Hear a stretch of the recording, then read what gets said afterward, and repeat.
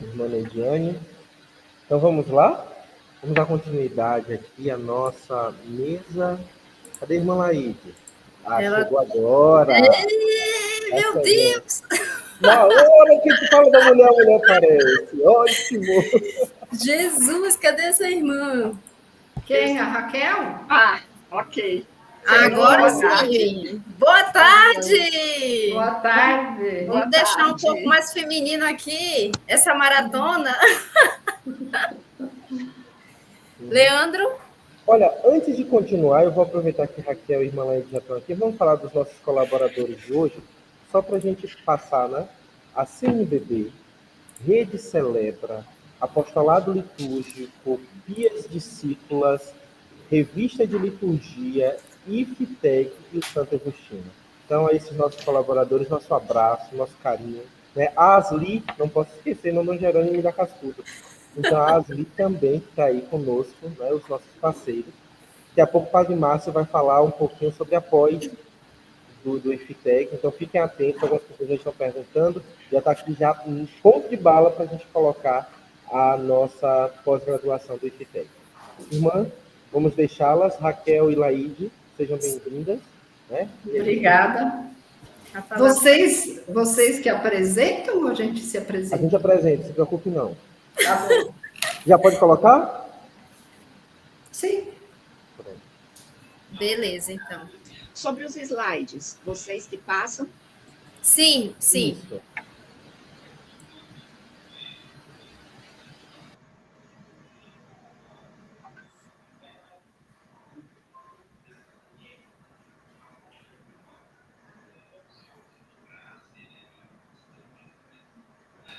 Pronto, estão vendo aí? Sim. Pronto, podem começar. Nós podemos deixar no primeiro, tá? No primeiro... Ah, tá, desculpa. Eu que passei. Mas nós vamos começar de uma vez. Vocês já fizeram a apresentação? Ah, falta a irmã Nediane falar. Cadê a irmã Nediane? Volta, irmã, falar da apresentação das duas. Então tira aí esses slides, irmão. Ah, É que a irmã Laíde... Então vamos lá. É emoção de ver a irmã Laíde assim. E a Raquel. Mas assim. Pois é, nós assim. Meu Deus. Então vamos lá. A Raquel, arquiteta, especialista em espaço litúrgico, arquitetura e arte sacra. Mestre em teologia, assessora do setor espaço litúrgico, comissão episcopal para a liturgia da CNBB. A grande irmã Laíde Sonda, que faz parte da minha congregação, eu que faço parte da congregação dela. Pia discípula do Divino Mestre, arquiteta pela Universidade Presbiteriana Mackenzie, artista, autora de painéis e peças de arte sacra, autora de projetos de arquiteturas de igreja no apostolado litúrgico, mestre em arquitetura e urbanismo pela Universidade Presbiteriana Mackenzie. Então, essas duas grandes mulheres estarão conosco agora, com vocês.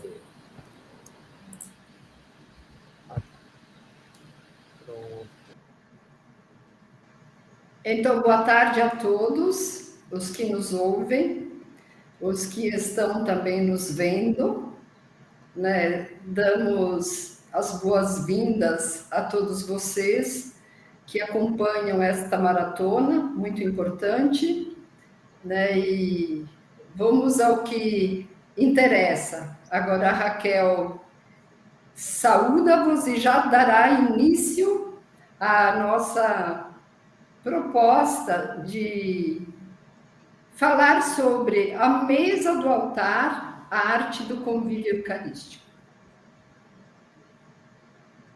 Muito obrigada, irmã Laíde. Uma alegria, mais uma vez, estarmos aqui para esse momento de reflexão, junto com todos os que nos acompanham. Agradecendo pela oportunidade, também parabenizando pela iniciativa e agradecendo também aos que estão ao longo de todo esse dia aí nos bastidores, né?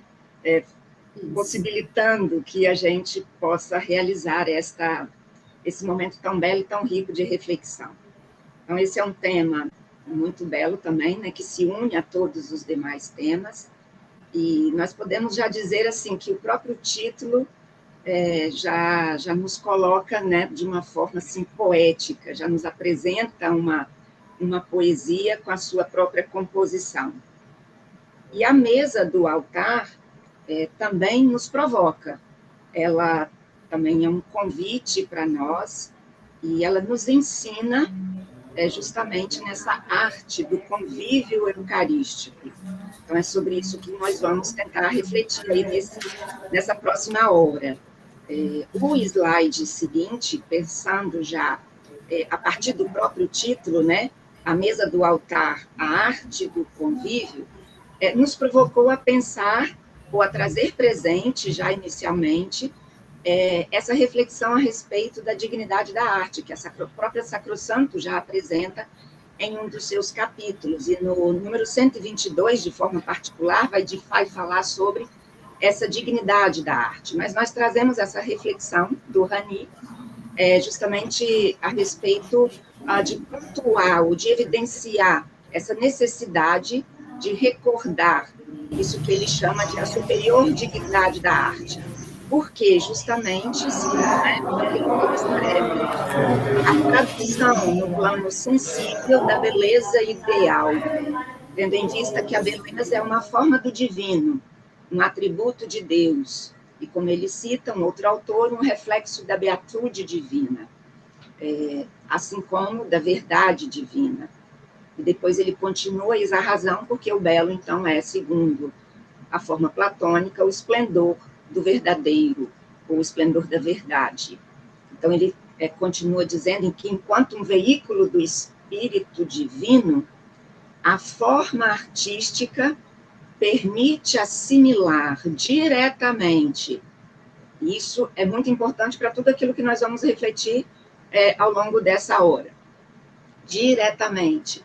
E não apenas de uma forma discursiva, através da razão, ou partindo somente, né, de conceitos, mas de uma forma direta, a partir da arte, e aqui nós envolvemos toda forma de arte, em que também a arquitetura está relacionada, assimilamos as verdades transcendentes e suprarracionais. E quando, ou diante, né, dessa própria afirmação, o próprio Rani continua falando que o simbolismo das igrejas dessa forma não é uma coisa totalmente ignorada pelos fiéis, porque o próprio Boyer já falava que o espaço, ele marca a nossa experiência de fé.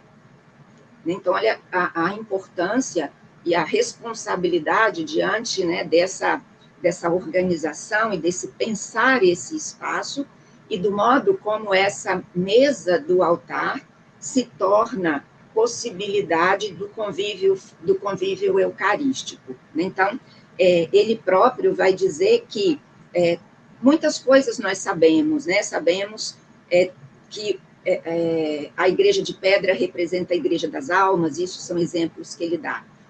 O corpo místico, que as pedras do edifício designam alegoricamente as pedras vivas, que são os fiéis, e ele dá outros exemplos, mas ele também nos chama a atenção para um ponto muito importante, que tudo isso, na maioria das vezes, apesar de serem afirmações que estão fundamentadas nas Sagradas Escrituras e que, por isso, são absolutamente dignas de fé, não produzem no ouvinte aquilo que a força dessas afirmações trazem, né? Porque o ouvinte não consegue compreender, e olha que beleza, nem saborear em profundidade, porque não estimulam o espírito.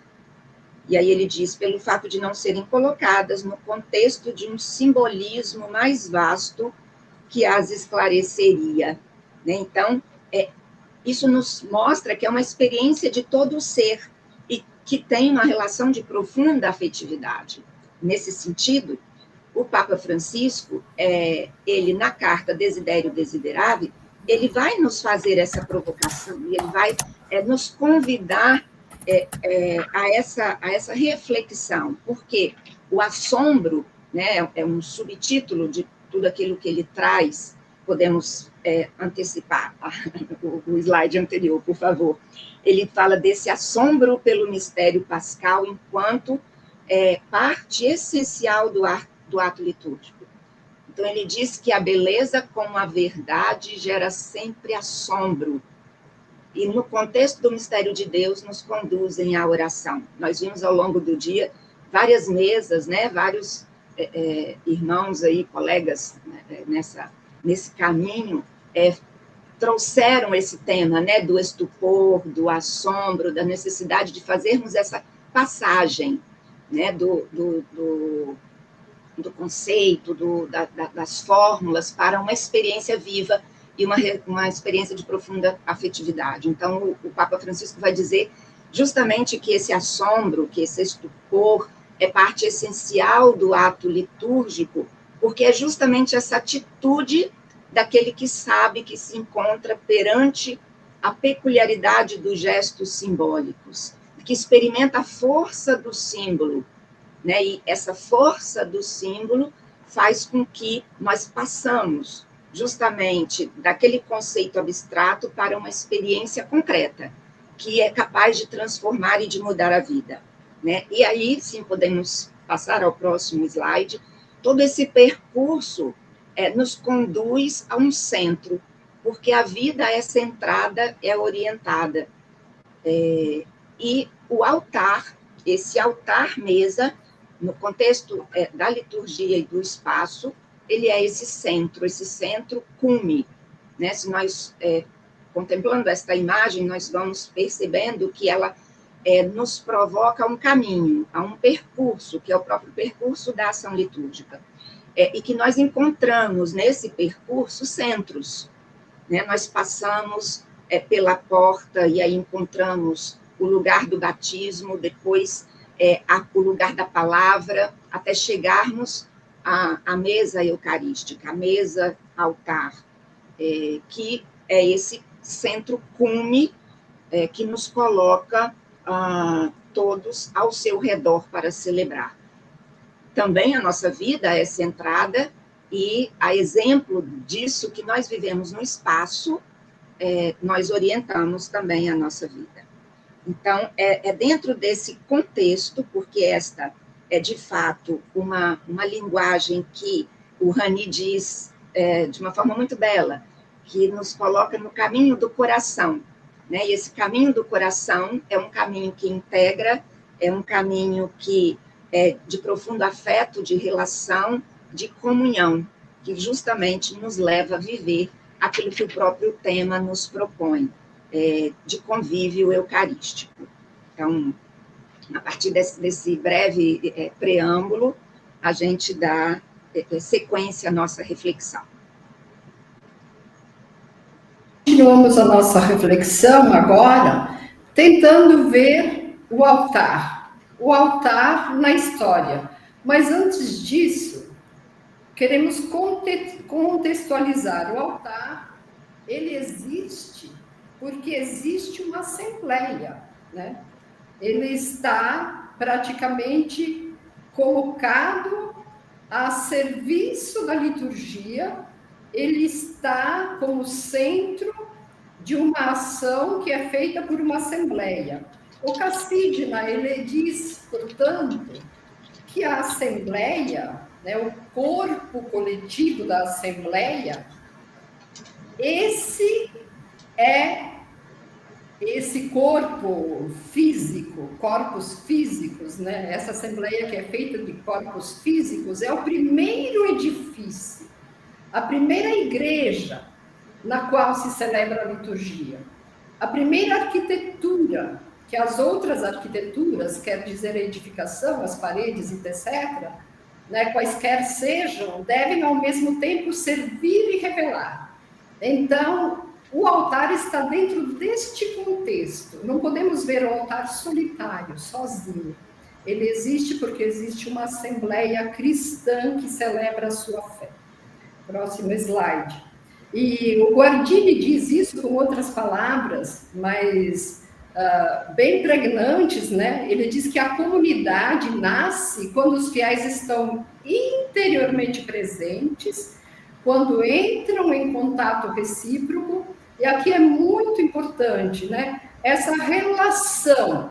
Nós vamos falar de relação com o altar, mas a relação interpessoal dos que participam e estão no espaço também é muito importante.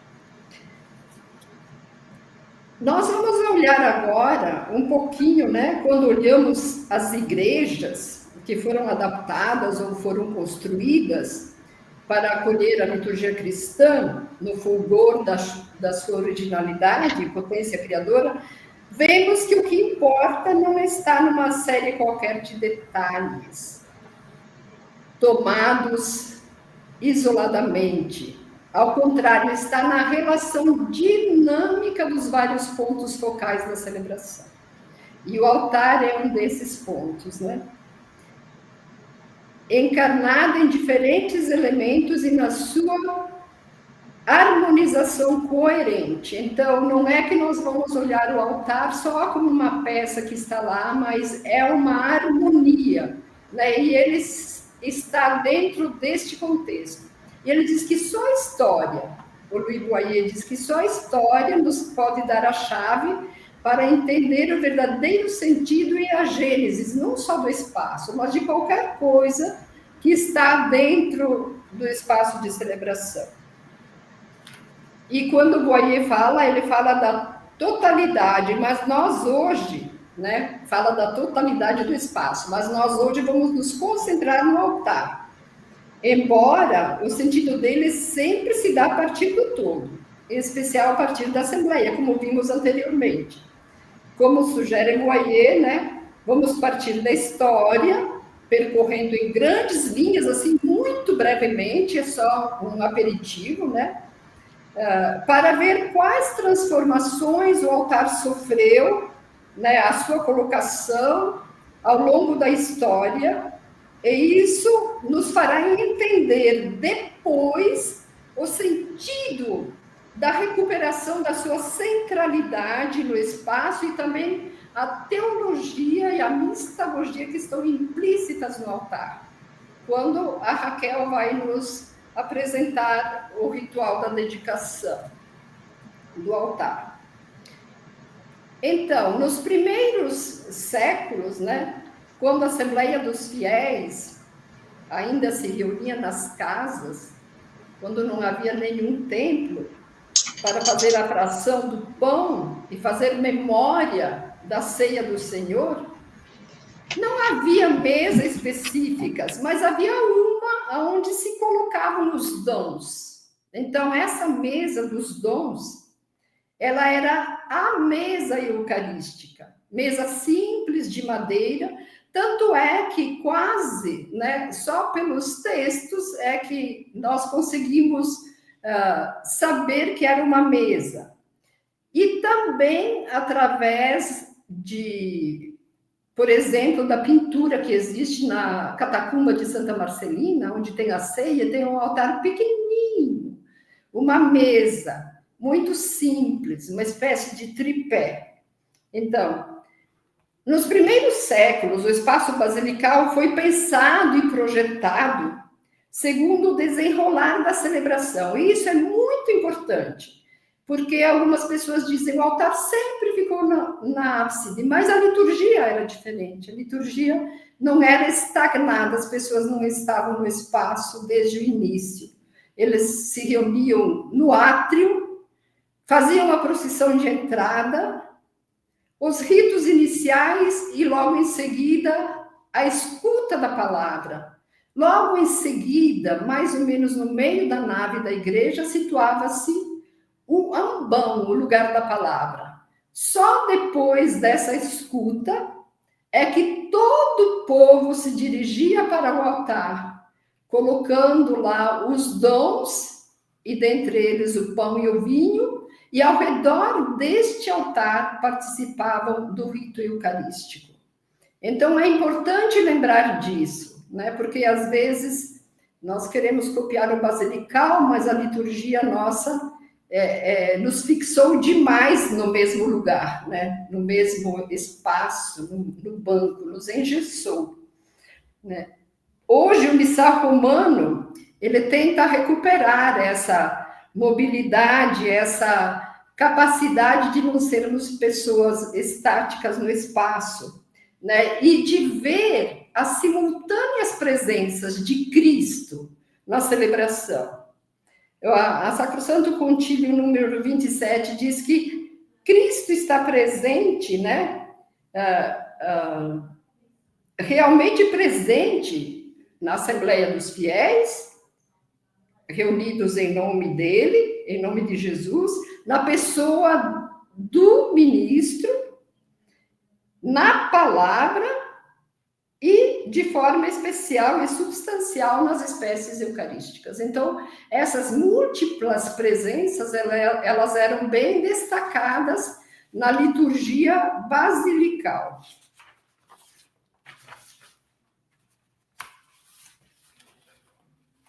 Então, a figura predominante, né, aqui nesse período medieval, até por volta do século VIII, continua sendo o altar, como era no basilical. Mas, se nós observarmos nessa imagem, né, ele está situado quase sempre sobre o túmulo dos mártires. Isso se dá sobretudo nas igrejas martiria. Então, para fazer isso, o altar está elevado acima do nível da Assembleia. As basílicas primeiras não tinham essa elevação, no máximo 1 degrau, 2 degraus. Mas para que o povo pudesse adentrar na cripta, pela lateral, pelas escadas laterais, perto do presbitério, e não ter que fazer escadas muito longas, o altar ele foi elevado acima do nível da Assembleia.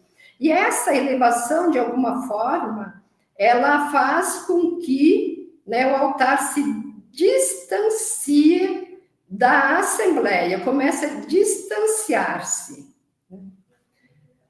Embora as relíquias ainda estejam lá embaixo, né, nós vamos ver que depois também, em relação às relíquias, há uma compreensão diferente. Na igreja martiria, né, a morte, o que se coloca assim em evidência, né, no próprio altar, é que Cristo, né, o altar vivo, é que dá sentido à morte daqueles mártires. Não é o contrário, né? Nós vamos ver que depois essa realidade se inverte, né? Não há possibilidade de celebrar a Eucaristia se não houver a relíquia dos mártires no altar. Quem é mais idoso, né, deve lembrar-se da pedra d'Ara, né? A relíquia que estava grudada numa pequena pedra colocada sobre a mesa da celebração, e não poderia haver celebração eucarística se não houvesse a pedra d'Ara, como se fosse o santo que desse sentido à morte de Cristo. É o contrário, né? É o Cristo que dá sentido à morte dos mártires. Eles se uniram tão intimamente ao Cristo que também puderam entregar a sua vida. Antes do século IX, não havia mais que um altar na igreja, sempre colocado no centro, à frente do presbitério. Como os cristãos tinham a tradição de rezar voltados para o Oriente, o nascer do sol, isso determinava o sacerdote estar ou não de frente para a Assembleia, né? Ele podia estar de frente ou também de costas para a Assembleia. A partir do período românico, o altar se situa cada vez mais próximo da ábside, com o alongamento cada vez maior do presbitério. E isso é interessante. Nós vamos ver que depois até uma espécie de fechamento, né? Para serem colocadas nesse espaço, nesse presbitério longo, as estalas dos monges. Aqui nós temos que lembrar que já havia não só uma celebração eucarística, às vezes havia diversas celebrações eucarísticas mandadas celebrar, e eram os monges que celebravam durante o dia todo, né? Atrás desse espaço recintado que era o presbitério. O slide 12, por favor. Clemens Richard diz que no Ocidente, no desenvolvimento da celebração eucarística, há uma cisão e separação, surgindo a devoção eucarística. Desculpem o slide anterior antes, porque eu pulei uma questão interessante. Aqui, né, então, já no gótico, nós podemos ver essa separação do presbitério, né? Realmente uma construção aqui, e o altar principal ficava lá dentro, aonde os monges celebravam a Eucaristia e o povo ficava alheio, ou então celebrando a Eucaristia em altares laterais, né? As catedrais foram se enchendo de altares laterais, muitos altares laterais. Essa catedral parece que tem um número de 43 altares laterais. É a Catedral de Magdeburg, não sei se pronuncia assim, na Alemanha. Então, passamos para o próximo slide. Aqui o Clemens Richard, ele fala, né, que no Ocidente a celebração eucarística, ela quase que se cinde, vamos dizer, tem a celebração da Eucaristia, mas surge a devoção à Eucaristia. Essa atitude devocional que enxerga o sentido do espaço litúrgico quase que exclusivamente no culto eucarístico, né? Tributado pela Assembleia, esse culto, então, vai demandar uma nova concepção espacial. E está aqui um exemplo, né? Vejam como, né, elementos que estavam sobre o altar continuam a estar próximos do altar, mas eles não enfatizam mais a mesa. A mesa começa a ser bem alongada, muito estreita, para ser colocado sobre o altar o sacrário, com a Eucaristia. E sobre o sacrário, o cibório. E o cibório era próprio do altar. O cibório era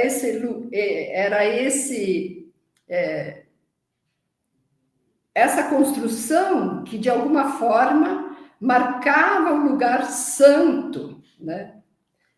Como no período românico. A figura predominante, né? Aqui a gente não vê bem na imagem, mas é o tabernáculo sobre o altar.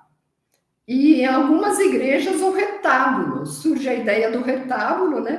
Atrás do altar, como que um cenário aonde depois vão surgir, né, vão aparecer as imagens. Quase sempre tem alguma cena pintada ou esculpida. As balaústras, é importante dizer também, separam o altar da Assembleia. A ação litúrgica torna-se exclusiva do clero e a Assembleia mantém viva a sua devoção através de práticas eucarísticas, como adoração, 40 horas, bênçãos. Então, o próprio espaço nos mostra que a Eucaristia parece relegada ao presbítero e o altar também perde a sua forma de mesa, né? Torna-se quase que suporte. Slide 13. O espaço litúrgico do barroco recolhe de forma compacta a comunidade. Todavia, o motivo ordenador do espaço não é propriamente a celebração litúrgica, né? Porque nós tínhamos as basílicas, etc. No barroco, as basílicas tinham naves, a Assembleia ficava mais ou menos em 3 naves, 5 naves. Agora, o barroco, ele tem uma unidade espacial, mas essa unidade, ela propriamente não é para a celebração litúrgica, mas para o culto sacramental. Tanto é que os próprios altares laterais, né, que continuam, além do gótico, no barroco, no renascimento, no barroco, esses altares laterais também recebem, né, o sacrário. A maioria das nossas igrejas, inclusive aqui no Brasil, né, se nós visitamos as igrejas do barroco, nós vemos um grande sacrário no altar-mor. Olhem também a nomenclatura. Altar maior era o altar central. Os demais eram altares menores, mas nos quais também se celebrava a Eucaristia, nos quais também se guardava a reserva eucarística. A reforma litúrgica, ela mudou o centro de gravidade, né? Colocando relevância nos sinais e nos lugares rituais, e não mais nas imagens e figuras, como era o barroco, como era o Renascimento, né? Como de alguma forma já tinha começado o gótico. A reforma litúrgica restituiu consistência ao princípio pelo qual o sinal da igreja se manifesta na forma da assembleia que se reúne ao redor do altar. Isso é muito bonito. A retomada, né, da celebração, da participação ativa, plena, consciente e frutuosa de uma assembleia que está reunida para ouvir a palavra e para celebrar a Eucaristia. Se a liturgia é obra de Cristo, né, que associa a si toda a igreja, então, quando ela celebra, não existe uma divisão entre clero e leigos. Em outras palavras, o problema de celebrar ou não versus populum não subsiste, mas emerge a tensão de estar todos unidos ao redor do próprio Cristo. E não é por acaso, né, que no movimento litúrgico, ainda antes do Concílio Vaticano II, começou-se a falar do altar no meio da Assembleia e do povo de Deus ao redor do altar. O Cassidina Trevidi tem uma expressão maravilhosa e diz: o Cristo está entre nós como o transcendente por excelência. Sem este centro, que é também um eixo e um círculo, ele coloca o eixo no sentido da vertical, é aquele que nos chama para cima, é o ressuscitado, o que está de pé, né? Sem esse eixo por excelência, sem esse centro, por quanto humanamente simpático poderia ser a nossa reunião, né? Não estaria em condições de se constituir para realizar com autenticidade um ato litúrgico, de se constituir uma assembleia para realizar um ato litúrgico. Uma liturgia que não honra a majestade de Deus, a sua superioridade de ser supremo, muito menos honra a dignidade da pessoa humana. No instante em que a liturgia se aproxima e nos une uns aos outros, na mais íntima das comunhões, a liturgia instaura entre nós uma distância respeitosa. Não é uma aglomeração por estar perto do outro, né? Essa unidade, né? A unidade do respeito, do humanamente respeitável, né? Instaura entre nós uma distância respeitosa, um espaço de reverência recíproca, porque o próximo que aqui se aproxima de nós, aproximando-nos uns aos outros, é também transcendente, em pessoa, porque ele está presente na Assembleia. Isso é fundamental, né?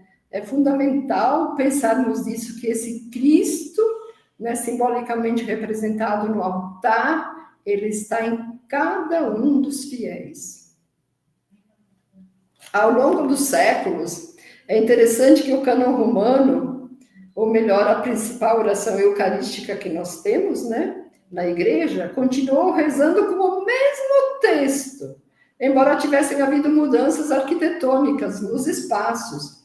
E ainda hoje, quando celebramos com o cânon romano, nós rezamos assim, né? Lembrai-vos, ó Pai, dos vossos filhos e filhas e de todos os que circundam este altar, dos quais conheceis a fé e a dedicação ao vosso serviço.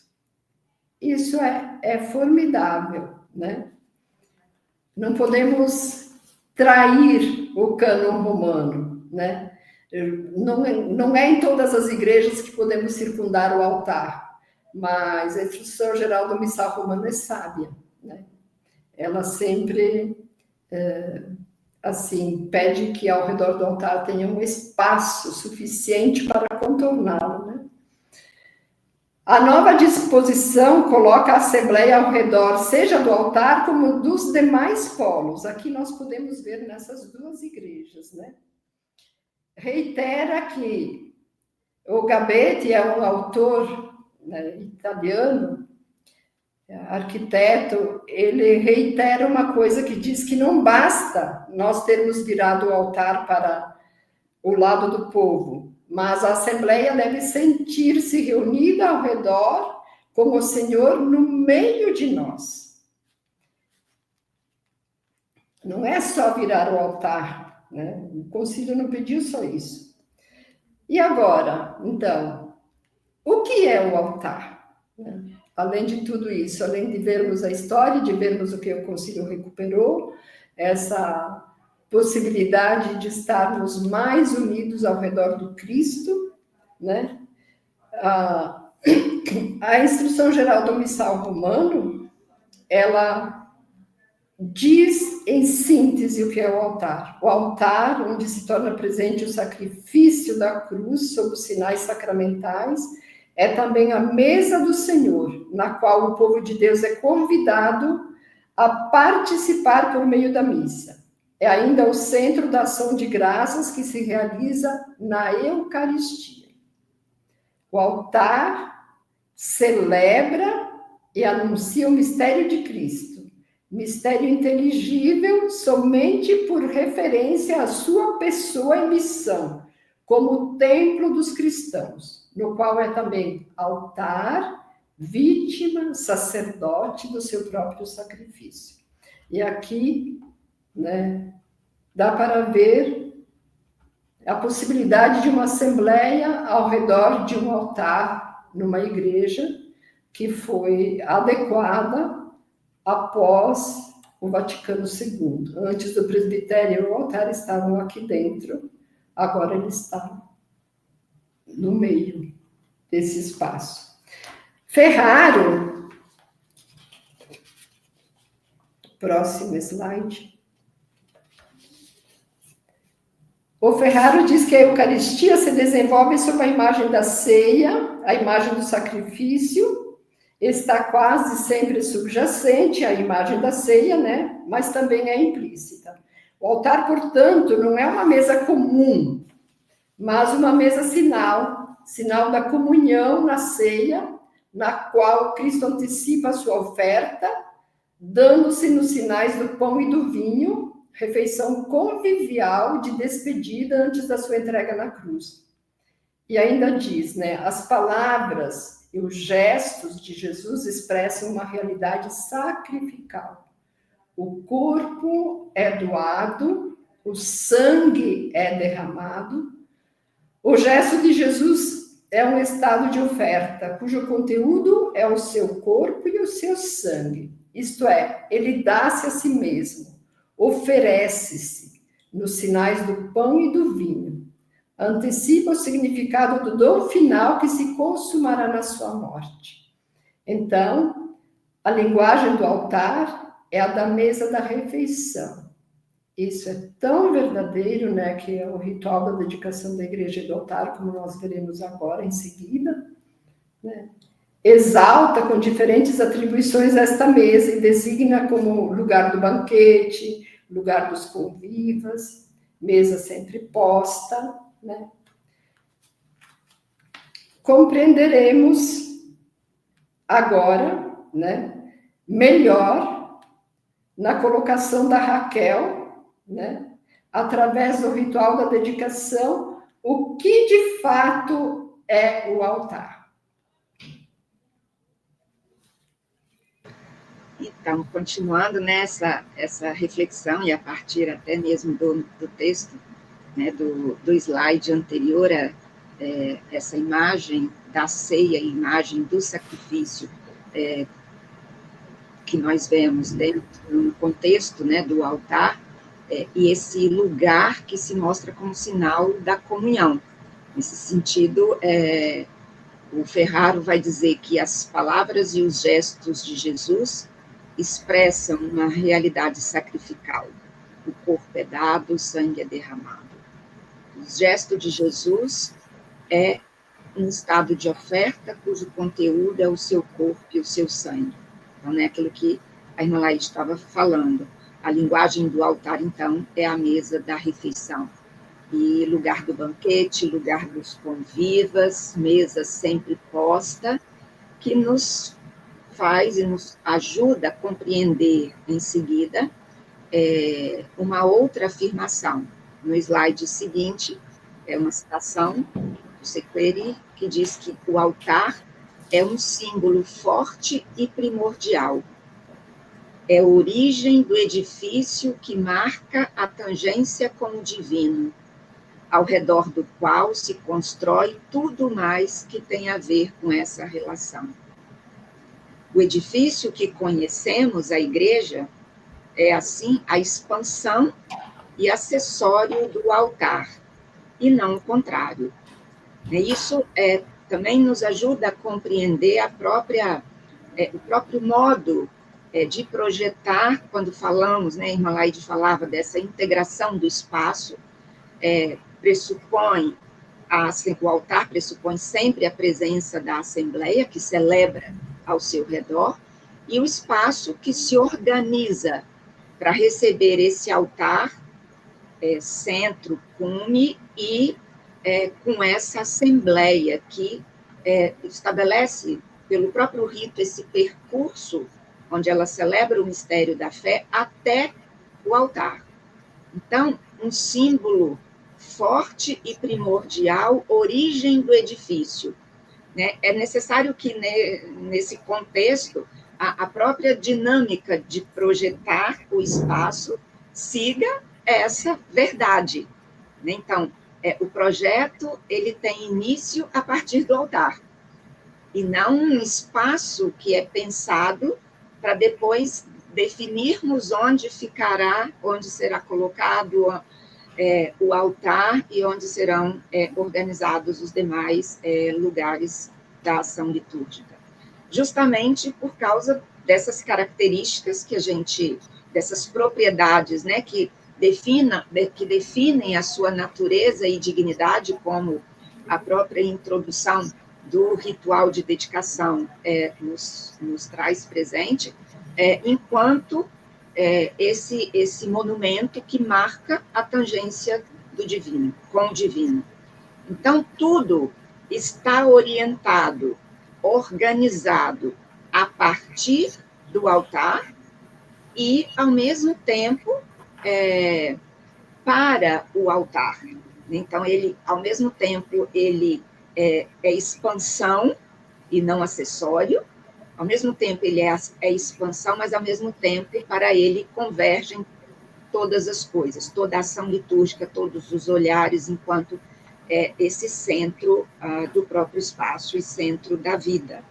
Depois, nesse sentido, Zanchi vai dizer que o altar tem, então, o lugar da centralidade de Cristo, no próximo slide, por favor, que reúne a comunidade ao redor de sua oferta-sacrifício. Por isso, ele é o centro da comunidade.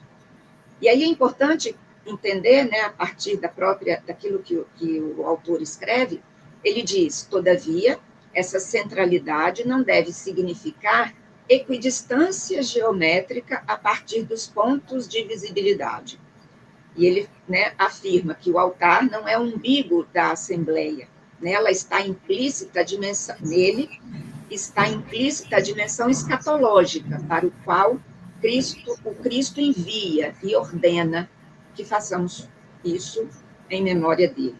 Então, a presença do altar, figura de Cristo, deve, portanto, se encontrar em posição suficientemente próxima de modo que provoque o encontro, né, justamente aquilo que nós refletimos no nosso próprio tema, de convívio fraterno, de comunhão, e, ao mesmo tempo, ele precisa estar distante o quanto possa para que nos projete para o além. Né? Esse equilíbrio da organização desse espaço, de modo que o altar possa ser essa presença que nos dê toda a riqueza da força simbólica que lhe é própria. Então, continuando, nós veremos nos próximos 3 slides que a própria instrução geral vai nos falar sobre o lugar do altar, no próximo slide sobre as formas do altar, e aí também com a ajuda da reflexão do Isaac, e sobre o material do altar. Tudo isso é preciso que seja pensado, é preciso que seja refletido a partir da sua própria simbologia. Nós vamos diretamente para o rito propriamente do altar, e daí nós vamos entender melhor aquilo que a própria instrução nos dá de instruções práticas, né?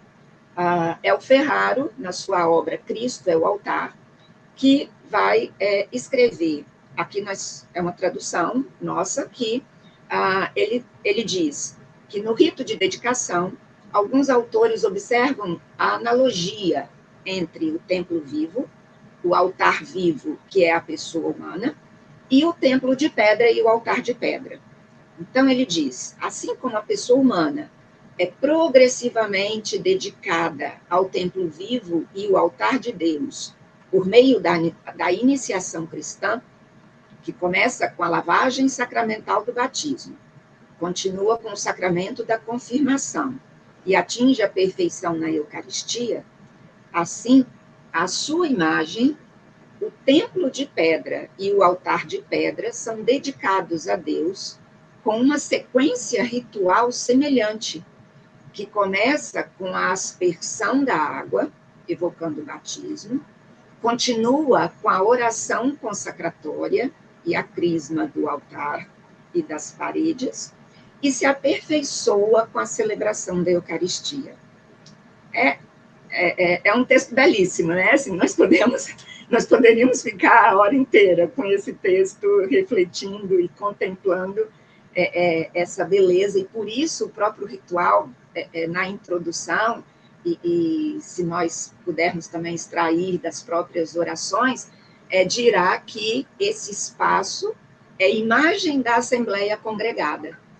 Né? Então, a imagem da Assembleia Congregada justamente a partir disso que o próprio Ferraro traz presente, nos ajuda a esclarecer.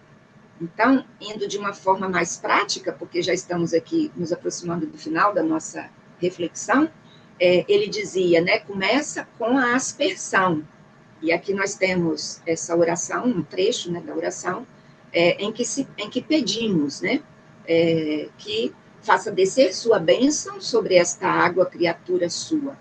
Com ela nos aspergiremos em sinal de penitência e em memória do batismo, e purificaremos as paredes da nova igreja e do novo altar.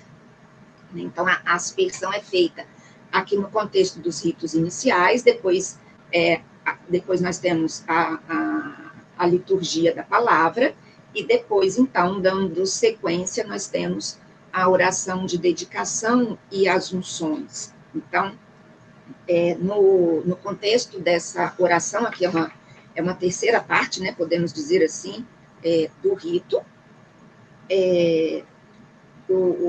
Nós temos a oração da ladainha, depois, se houver a relíquia, nós temos a deposição das relíquias, e depois nós temos a prece de dedicação. E em seguida nós temos as unções, né? E aí nós temos a unção do altar, a unção, a incensação, a iluminação e a vestição. No contexto da relíquia, quando o próprio ritual vai dizer que, após o canto das ladainhas, proceda-se à deposição das relíquias de um mártir, a fim de significar que o sacrifício dos membros teve a sua origem no sacrifício da cabeça, aquilo que a irmã Laíde falava, né, lá naquele contexto histórico, no caminho que ela nos ajudou tanto a fazer histórico para nós podermos chegar nesse momento. Então, o próprio ritual diz que onde não houver relíquias de um Marte, podem também ser colocadas relíquias de outro santo. Mas o ritual afirma, a partir daquilo que nós vimos, a dignidade do altar está toda inteira em ser ele a mesa do Senhor. Não são os corpos dos mártires que honram o altar, mas, muito ao contrário, é o altar que mobilita o sepulcro dos mártires, né, confirmando tudo aquilo que a gente via. Porque, justamente, a oração da dedicação vai nos trazer uma série de elementos simbólicos, numa linguagem belíssima, através das suas estrofes, através das imagens da igreja, dos seus pedidos, que mostram também o seguinte, que a celebração da Eucaristia é o rito mais importante e o único necessário para a dedicação da igreja. Então, o ritual, ele acontece, né, o rito da dedicação da igreja e do altar é uma tradição comum da igreja, seja no Oriente ou no Ocidente. E, a partir disso, é que se diz a oração da dedicação. Que quer nos dizer o quê? Quer nos mostrar a intenção dessa Assembleia de dedicar a Igreja do Senhor para sempre, pedindo sobre ela a sua bênção. Então, quando nós agora olhamos para esses ritos, né, da unção, nós temos a unção, a incensação, a iluminação e a vestição. Esses ritos, eles acontecem no altar, né? Então, a incensação, seguindo aqui um trechinho da oração, o altar e a casa que por nossas mãos ungimos, santifique-os o Senhor com sua força. Serão um sinal visível do mistério de Cristo e da Igreja. E nós podemos ver aí o óleo sendo derramado sobre o altar, sobre as 4 cruzes dos 4 cantos e na cruz central, e depois essa unção, né, esse movimento de ungir, podendo, inclusive, e devendo, né, que esse óleo se espalhe, que esse óleo caia sobre as laterais do altar, e no final, na sequência, essa oração, já no momento da incensação. Suba nossa oração, Senhor, qual incenso diante de vossa face, assim como esta casa, suavemente perfumada, também a vossa igreja, faça sentir a fragrância de Cristo. Então, depois da unção com o óleo, acontece esse momento da incensação, e o altar é incensado, e depois toda a assembleia. E nós aí podemos cantar, né, as antífonas. Essa, veio um anjo ao altar e postou-se ao seu lado, no próximo slide, por favor, obrigada, segurando na mão um turíbulo áureo. Então, nós vemos essa fumaça do incenso que sobe como um odor agradável, né, como a prece, a oração de toda a Assembleia, essa oração que sobe a Deus. Ou então, no próximo slide, uma outra antífona, a fumaça do incenso da mão do anjo subiu à presença de Deus. E também toda a Assembleia, né, que faz parte desse próprio rito. Em seguida, se coloca o revestimento, a vestição, né, do altar, colocando-se a toalha branca, também podemos passar a iluminação do altar, onde os castiçais são acesos, e rezamos, né, pedindo que a luz de Cristo resplandeça na igreja e conduza os povos à plenitude da verdade. Então, se no momento da unção, com o Santo Crisma, as cruzes ao longo da igreja, em número de 12 ou 4, foram ungidas depois da unção do altar, também as velas que estão junto à cruz, como nós podemos ver, depois do altar ser iluminado são acesas. E a unção, todo esse rito é de uma beleza grandiosa, que nos traz toda a referência à nossa própria vida e à nossa caminhada a partir da iniciação cristã. E aí, depois de concluídos esses ritos, então, que o bispo beija o altar e dá-se início ao rito eucarístico. Então, aqui de uma forma muito, muito simples e rápida, mas com o objetivo de nos mostrar justamente essa natureza e dignidade dessa mesa do altar. E aí, com essa imagem, vamos concluir. E, para concluir, tem um texto muito importante, achamos importante, né, do Tolentino Mendonça, que fala do altar-mesa. Ele diz o seguinte: Jesus colocou a mesa no centro da celebração da fé cristã. Por que é que existe a mesa? Por que é que nos sentamos à mesa uns com os outros para tomar a refeição? Não será apenas por razões materiais ou econômicas, mas, sobretudo, por razões de vida. Sentamos-nos juntos em torno do alimento, porque nos alimentamos não só da comida, mas uns dos outros. Temos uma verdadeira necessidade da presença, da hospitalidade, da palavra, do cuidado e do afeto dos outros. À volta de uma mesa, reconhecemos-nos melhor, alimentamos-nos mutuamente com um alimento invisível, o da relação. A mesa, diz ele, da minha cozinha, tem apenas uma cadeira, pois como sempre sozinho. Mas quando me sento para comer, repito sempre no meu coração que comer é um ato comunitário, e isso liga-me aos meus semelhantes e conforta-me.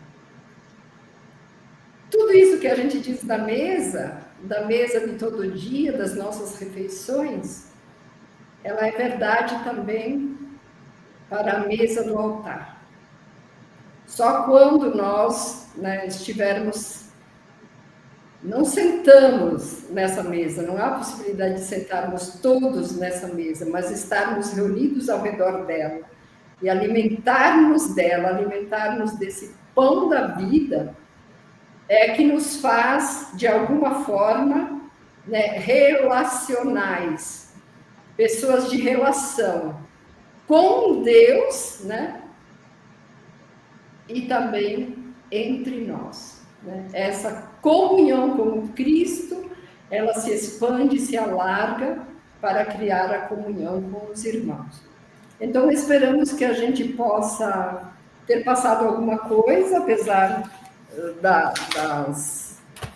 às vezes, dos tropeços e dos slides que não acompanhavam totalmente a fala, mas agradecemos, da minha parte agradeço muito todos os que ficaram nos ouvindo, participando, e agradecemos também os que estão nos bastidores, os nossos colegas, Leandro, Leidiane, e os demais que trabalharam para isso, e estamos felizes de podermos ter participado deste mutirão. Raquel pode dar sua saudação final. Raquel também. Na mesma, me unindo às palavras da irmã Laide, também quero agradecer imensamente por esse momento, por essa oportunidade, por todo o percurso que nós estamos fazendo ao longo desse dia, ao celebrarmos os 61 anos da Sacrosanto, e que o tema que a gente, assim, de forma tão sucinta, nós procuramos trazer, possa também ser um despertar para todos nós, de cada vez mais desejarmos mergulhar ainda mais diante desse mistério do altar, que é ara do sacrifício eucarístico, mesa do Senhor, e, como o Ferraro mesmo diz, é Cristo. Então, muito obrigada, irmã Laíde, mais uma vez, pela alegria de podermos aí fazermos um trabalho, né, juntas, e a todos que estão conosco. Muito obrigada. Nós que agradecemos. Muito bem, nossa. A gente que agradece essas duas grandes... Vocês viram que aí, ao longo aqui dos agradecimentos, a gente colocou os comentários, as pessoas Elas que estão aí criaram um fã-clube, irmã. Elas, aqui, 1 hora de mesa, elas criaram um fã-clube. Eu confesso que eu não vi nada, tá? Maratona Raquel e Laíde. Recado, bombou aqui, bombaram. Todo mundo falando dessa sexualidade, né? Sim. A Dilza está falando aqui. Eu quero só registrar a presença, além de Dilza, que falou aqui agora, né? Grande beijo para a irmã Dilza. Lá de Belém do Pará, postou aqui há pouco, e Jô do Maranhão também. Essas amigas da Rede Celebram. Beijo para vocês. Então, Raquel e Laíde, depois vocês vão ver lá nos comentários, que vai ficar gravada essa maratona, e a gente agradece. Foi muito bom escutá-los. Exato. Que bom, muito obrigada, viu? Pela disponibilidade de vocês também e pelo carinho. Obrigada, tchau. Obrigada, Raquel. Obrigada, irmã.